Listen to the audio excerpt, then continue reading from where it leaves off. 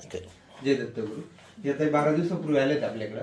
तर त्यांच्या माझ्याकडे थांब थोड्या, तर त्यांच्या गुडघ्याला सूज आलेली होती.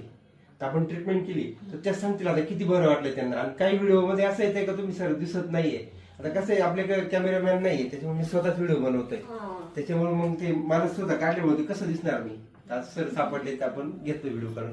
ताई सांगा तुमचा अनुभव. कुठून आले? पिंपळ डोकऱ्यावरून आम्ही गंज आलो तेव्हा 10 बाय आलो होतो.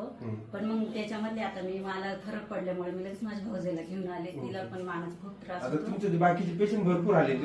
एवढ्याला काय फरक पडला? सगळ्यांना फरक पडलाय. सगळ्यांना बरं वाटतंय. तर तुमच्या गुडघ्याला पण किती मग फरक आम्हाला असं पडला? माहित झालं की तुम्ही सिन्नरला येणार आहे ना. मग आम्ही त्याचीच वाट पाहत होतो. आपण एवढं लांब तिकडे पेशावर तिथं जाऊ. जाऊ. आता घेऊन चालू तर करतो. मग माझ्या तुम्हाला किती फरक पडला साधारण? एकदमच फरक पडला. सूज भरपूर होती मागच्या बाईला. तर आता काम वगैरे करू शकता. सगळं मी वावरात किती फरक पडला ताई साधारण? पहिले तिला खाली पण बसता येत नव्हतं. ओके. आता ती शेतामध्ये काम करते. खूप डिफरन्स पडलाय. खूप क्लिअर झाली आता. क्लिअर झाले. तर अशा ह्या किती पायऱ्या दिवसापासून त्रास होता?